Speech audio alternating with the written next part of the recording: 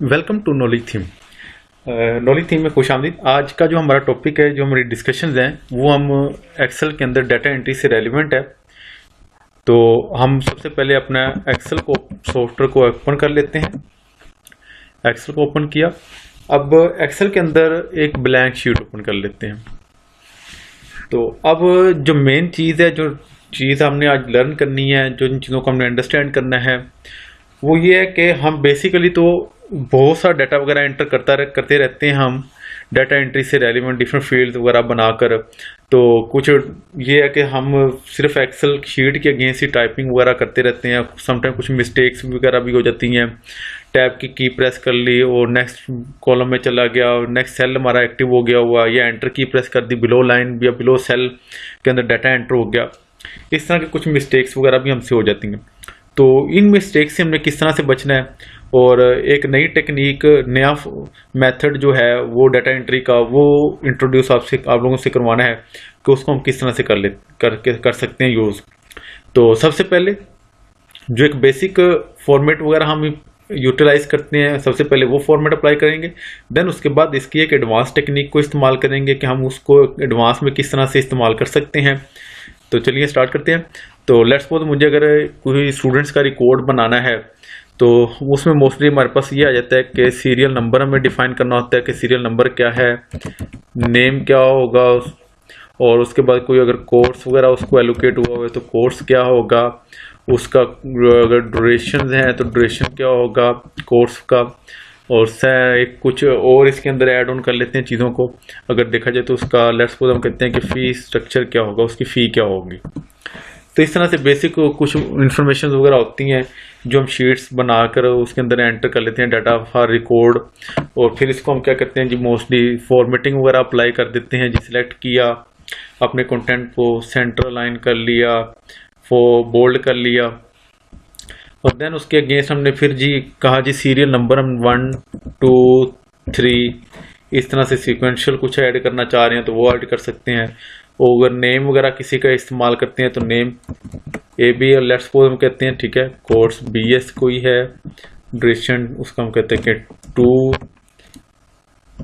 2 years कर देते हैं हम, ठीक है। और फिर उसकी हम रैंडमली कोई भी ऐड कर सकते हैं, लेट्स सपोज हम कहते हैं 50,000 है। तो इस तरह से हम मुख्तलिफ रिकॉर्ड्स वगैरह बनाते रहते हैं। तो लेट्स सपोज अगर मैं कहता हूँ कि मैंने कोई स्टूडेंट का नेम टाइप किया और एंटर की प्रेस कर दी, तो मुझे मेरे माइंड के अंदर कॉन्सेप्चुअल एक ये था कि जैसे ही मैंने की प्रेस की है तो नेक्स्ट इसका कोर्स ऐड करना है। तो लेकिन मुझसे क्या हुआ, मैंने मिस्टेकनली एंटर को प्रेस कर दिया। एंटर को प्रेस करते ही जो राइटिंग जो पॉइंट था मेरे पास, वो जो सिलेक्शन सेल की सिलेक्शन थी, वो मैं जो इस्तेमाल कर रहा था उससे बिलो सेल के अंदर मेरे से मार्क्स वगैरह, या हम कहते हैं कि कोर्स का नेम लिखा गया है।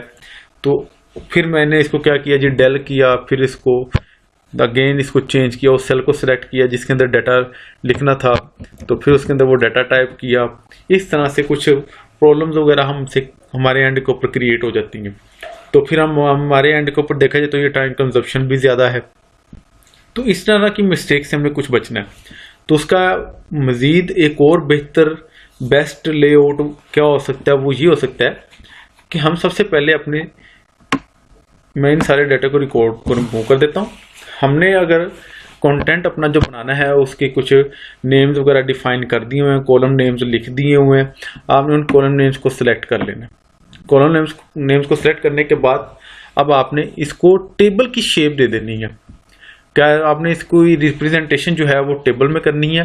वो आप किस तरह से कर सकते हैं, इंसर्ट मेन्यू में आए और आपने टेबल के ऊपर क्लिक कर देना है। जैसे आप टेबल पे क्लिक करेंगे तो यहाँ पे वो आपको बता देगा कि आपका कौन सा एरिया जो सिलेक्टेड है, जो उसने यूटिलाइज करना है फॉर टेबल के टेबल डिज़ाइन, उसके ऊपर इंप्लीमेंट करवा देना है, ठीक है। और एक और चीज़ यहाँ पे खास ख्याल रखिएगा कि यहाँ पे ये जो पॉइंट है जहाँ पे इसको मेरा कर्सर, जहाँ पे लिखा हुआ माई टेबल हैज़ हेडर्स, अब ये बाय डिफॉल्ट अनचेक होता है। अगर आप इसको अनचेक रहने देंगे तो और ओके प्रेस कर देते हैं तो आपके जो कॉलम्स जो हेडिंग्स हैं, जो टेबल के नेम्स होंगे, वो बाय डिफॉल्ट खुद ये ऐड कर देगा। वो ये नहीं अंडरस्टैंड करेगा कि जो टेक्स्ट आपने राइट किया हुआ था ये इसके कॉलम्स नेम थे, ठीक है, हेडिंग्स थी। तो इस चीज़ का खास ख्याल रखना है। मैं इसको कंट्रोल Z करता हूँ, अगेन इंसर्ट टेबल, अब टेबल में आने के बाद उसने सिलेक्ट कर लिया और मैं इसको चेक कर देता हूँ। और अब ये क्या करेगा, ये जो जितनी भी हेडिंग्स मैंने नेम्स वगैरह टाइप किए हुए, टेक्स्ट लिखा हुआ है, इनको एज अ हेडर इस्तेमाल करेगा मेरे कॉलम्स नेम के। और ओके कर देता हूँ। ठीक है, इस तरह से ये हेडर्स आ गए और इनके ऊपर बाय डिफॉल्ट फिल्टर एक्टिव होता है। जैसे ही आपके पास ये मेन्यू शो होगा तो अब आपने यहाँ से ये फिल्टर बटन को अनचेक कर देना। जहाँ पे इस वक्त ये मेरा कर्सर आपको विजुअलाइज हो रहा है, इसको आपने यहाँ से अनचेक कर देना। तो इस तरह से ये आपको टेबल व्यू आपके पास आ जाएगा। तो इसकी एक शॉर्ट की है, वो भी आपके साथ शेयर कर लेते हैं। इसको मैं अगेन कंट्रोल Z कर देता हूँ, बेसिक लेवल पे आए। तो अब ये लेट्स सपोज मैंने हेडिंग्स को सिलेक्ट कर लिया हुआ, मैं कंट्रोल T प्रेस कर देता हूँ। कंट्रोल T प्रेस किया टेबल क्रिएट करने के लिए। मेरा हेडिंग एरिया सिलेक्टेड आ गया, माय टेबल हेडर्स, इसको सिलेक्ट किया और ओके का बटन प्रेस कर दिया। और इसी तरह फिल्टर बटन डिसेबल कर दिए यहाँ से। तो इस तरह से ये मेरा जो कंटेंट है इसके अगेंस्ट एक टेबल बन गया हुआ है। और अब जैसे ही मैं इसके अंदर कुछ फील्ड्स वगैरह को एंटर करना चाहूँगा या एंटर करूँगा तो मेरे पास मेरा table design as it is implement होता जाएगा। मुझे खुद से मज़ीद इसका कलर कम्बिनेशन या इस तरह से कोई चीज़ ऐड करने की भी ज़रूरत नहीं होगी। मैं अपनी इन कंटेंट को रिमूव कर देता हूँ और इसको अब एक स्पेसिफिक मैं डिफाइन कर देता हूँ जी कि इसको बॉर्डर लाइंस वगैरह भी इंप्लीमेंट करवा देते हैं सेल्स को। ठीक है, होम मेन्यू में फ़ॉन्ट एरिया का अप साइड यहाँ पे बॉर्डर्स की ऑप्शन है, इसको ऑल बॉर्डर अप्लाई कर देते हैं। ठीक है, अच्छा जी। अब दूसरा वो टेक्निक क्या है, सेकंड टेक्निक वो कौन सा तरीक़ेकार है कि हम डाटा एंट्री को मज़ीद बेहतर कर सकते हैं, इसके अंदर इम्प्रूवमेंट ला सकते हैं। तो उसके लिए आपको एक काम करना होगा, जो शॉर्ट की है वो उसको इस्तेमाल करना है। वो शॉर्ट की क्या है, आपने सबसे पहले आल्ट प्रेस करना है। आल्ट प्रेस करने के बाद आपने डी को प्रेस करना है और देन आपने ओ को प्रेस करना है। आल्ट प्रेस किया, देन डी को प्रेस किया, देन आपने ओ को प्रेस करना है। जैसे ही आप इतनी एक्टिविटी परफॉर्म करेंगे तो आपके पास ये जैसे शीट एक नया पॉपअप आ गया हुआ है, इस तरह आपके पास पॉपअप आ जाएगा। अब इस पॉपअप के अगेंस्ट अगर देखें तो आपको एक ना उसने जनरल फॉर्म क्रिएट करके दे दिया है। आपने जितने भी फील्ड्स बनाई हुई थी उससे रेलिवेंट, सीरियल नंबर का, नेम का, कोर्स का, ड्यूरेशन का, फी का। अब आप इजीली क्या करें, आप अपनी डाटा एंट्री कर सकते हैं। लेट्स सपोज सीरियल नंबर 1 है, नेम है उसका जॉन, ठीक है, कोर्स का BS है, ठीक है, ड्यूरेशन उसका हम कह देते हैं जी 2 ईयर है और उसकी फीस है जी 34,000।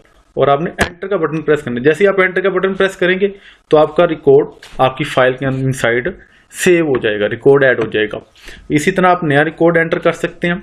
ठीक है, लेट्स हम वो भी नया रिकॉर्ड एंटर करते हैं। 2 प्रेस की, सेकंड है serial number LN BS IT, duration इसका हम कह देते हैं जी 4 ईयर, फीस 89,000। अच्छा, आप अगर एंटर का बटन प्रेस नहीं करना चाहते, कर्सर की इस्तेमाल करना चाह रहे हैं, ठीक है, तो कर्सर की से आपने न्यू के बटन के ऊपर क्लिक कर देना है। तो इस तरह से आपका ये रिकॉर्ड आपकी शीट के इनसाइड ऐड हो जाएगा। और अगर इसमें से रिकॉर्ड को एडिट करना चाह रहे हैं, मॉडिफाई करना चाह रहे हैं जो आपने रिकॉर्ड एंटर किया हुआ है, तो आप इसका फाइंड प्रीवियस के ऊपर क्लिक करेंगे तो आपने जो प्रीवियस रिकॉर्ड एंटर किया हुआ है आपके पास वो विजुअलाइज होगा। आप इसको विजुअलाइज कर सकते हैं, देख सकते हैं। और अगर मजीद उसका प्रीवियस करना चाह रहे हैं तो अगेन एक 1 सेकेंड टाइम भी आप इसके ऊपर क्लिक करेंगे तो आप इसको प्रीवियस रिकॉर्ड को भी देख सकते हैं। और इसको हमने कर दिया जी जॉन एलन। नेक्स्ट न्यू के ऊपर क्लिक किया, ठीक है, तो हमारा पास नया रिकॉर्ड, वो रिकॉर्ड जो प्रीवियस था जो मैंने फाइंड आउट किया था वो भी अपडेट हो चुका हुआ है। अब उसको सीरियल नंबर एक और चेंज करते हैं, 3 होल्डन IT 3 ईयर 55,000 और एंटर। ठीक है, इस तरह से ये रिकॉर्ड मुझे मिल जाएगा।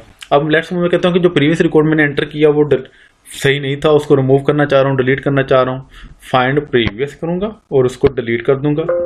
ओके जी, ओके, और मेरा रिकॉर्ड वहां से डिलीट हो जाएगा। इस तरह से हम इजीली अपना डाटा एंट्री कर सकते हैं, बजाय इसके कि हम बार बार टैब प्रेस करें फिर उसके बाद एंटर कीज को प्रेस करें। तो ये कुछ डिफरेंट शॉर्ट कीज हैं। अगर हम कहते हैं कि हमें सेल्स के इनसाइड वर्किंग नहीं करनी, हमें फॉर्म फिलिंग वाला पैटर्न इस्तेमाल करना है, तो आप इस तरह से फॉर्म फिलिंग वाले पैटर्न को एक्टिव करके आप अपना रिकॉर्ड वगैरह इजीली एंटर कर सकते हैं, डिलीट कर सकते हैं, मॉडिफाई कर सकते हैं और उसको अपडेट कर सकते हैं। अच्छा जी, ये मैनेजमेंट हमारी कंप्लीट हो चुकी हुई। लेट्स सपोज अब सेकंड पॉइंट के, जैसे हमारे पास ये कलर कम्बिनेशन कुछ विजुअलाइज हो रहे हैं, मैं इसको अब क्लोज करता हूँ। टेबल कलर का या टेबल का डिज़ाइन जो है वो भी हम चेंज कर सकते हैं। अगर आप मेन टॉप पे देखें, जो मेन मेन्यूज आपको शो हो रहे हैं, यहाँ पे आपके पास टेबल टूल्स के अंदर एक डिज़ाइन की ऑप्शन मेन्यू आ रहा होगा, इसके ऊपर आपने क्लिक करना है।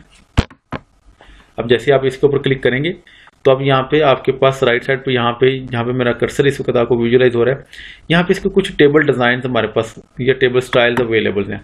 आप इनमें से भी अपना टेबल स्टाइल को इंप्लीमेंट करवा सकते हैं। जैसे ही आप कर्सर किसी भी स्टाइल के ऊपर लेके मूव करेंगे या लाएंगे तो आप देखेंगे कि आपका जो टेबल का स्टाइल है वो भी चेंज हो रहा है, सेम वैसे ही एज इट इज जैसे कि आप कर्सर की मूवमेंट कर रहे हैं डिफरेंट स्टाइल्स के अगेंस्ट।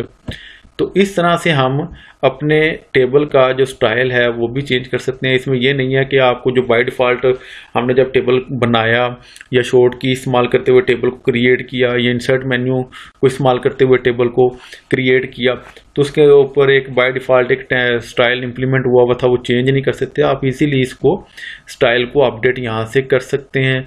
जो फॉर्मेट आप अप्लाई करना चाहते हैं वो भी अप्लाई कर सकते हैं। लाइट में भी है और उसके अलावा डिफरेंट मीडियम कलर्स के अंदर कम्बिनेशन भी इसके अवेलेबल हैं।